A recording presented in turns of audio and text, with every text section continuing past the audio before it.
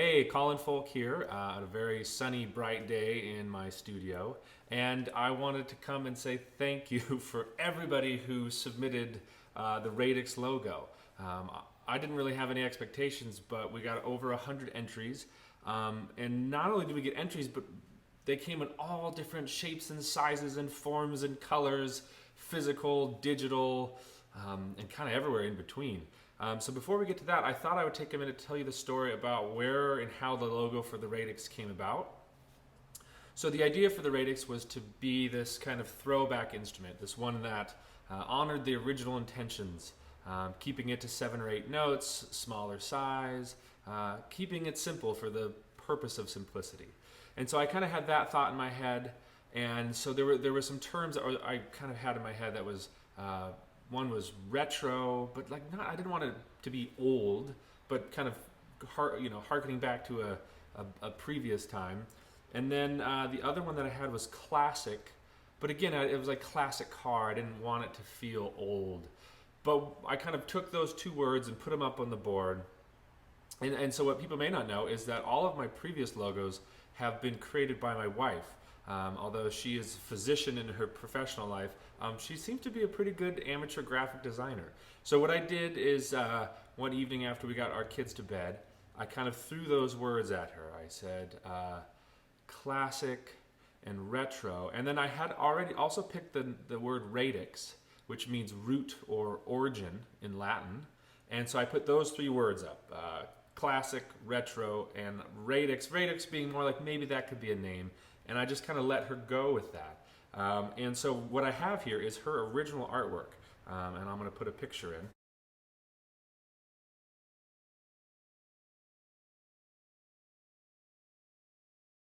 This is what it looks like. And so she was just kind of still playing with ether, because I wasn't sure if it was going to be a subset of the ether. So this is all the original stuff.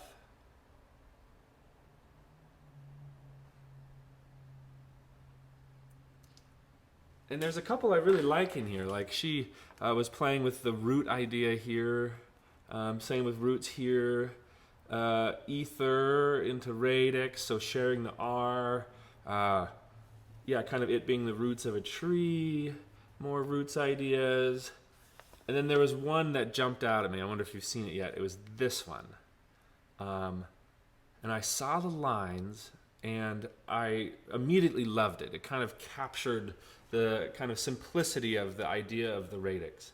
And I remember when I was a kid, when I learned to do this, that you could use straight lines to make curves. That was such a fascinating thing for me. And I could just sit there with a straight edge and a pencil and be totally thrilled, making all kinds of curves. And if the angle here was acute, it would look one way, and if the angle was obtuse, it could look another way. And so I loved this idea. And what I thought is she drew it like this, but in my head, I immediately did that. And I thought, okay, wait a minute. If we put another one of these down here, if we mirror it symmetrically, it's going to get really close to a handpan shape. So then I think the next one is I have my first attempt at that, which I think was this. And I remember looking at this and being like, oh, okay, we're on to something. Geometry is providing a perfect shape. And I actually at some point did the proportions here in relation to like an actual handpan shell, and they're pretty close. I mean, if you just had these proportions, you could make a great handpan from it. So those were those two. And so then I think I came back after doing this one, and I ran with that idea, and I had my wife draw one up. Her sister was visiting, so her sister drew one up, which they're here. I think this was her sister's. I think this was my wife's, and she was still kind of playing with where and how to do the logo. But again, this got us really close again. And we were like, do we include the dome? Do we not include the dome? And she fit the radix in there. She kind of squished it in there, which eventually we went flat. What else is in here? Oh, this is my 4-year-old's attempt. It was a good try. She's now 5 and can probably do better. So that was kind of the jumping point for the logo. And then I think what happened after that is I went into CAD and started drawing it up in CAD, and that is what the GIF is from the intro from this video, is that CAD file, and that's the full marching, all 10 lines all the way around. And then the finalized logo kind of became this boiled down version.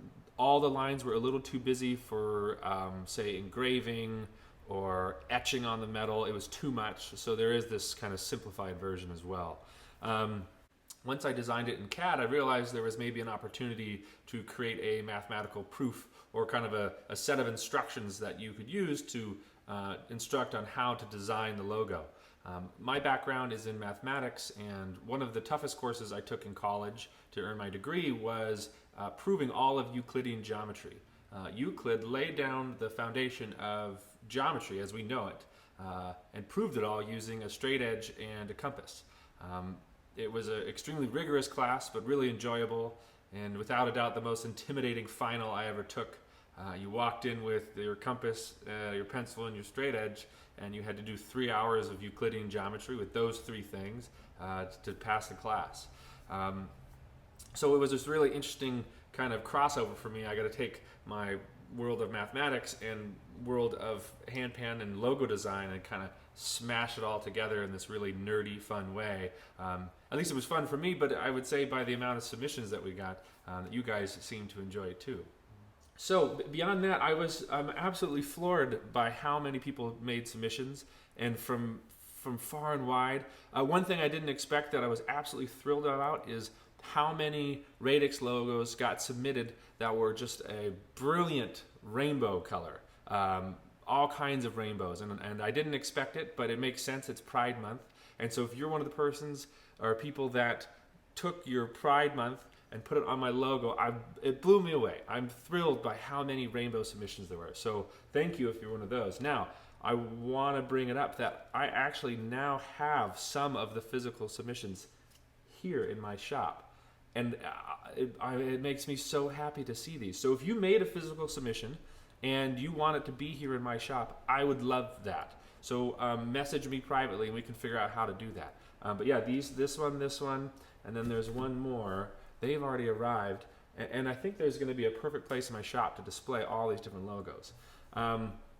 So the winner has been contacted, so thank you to the winner. That's the instrument right there, and it's going to be going off to Europe.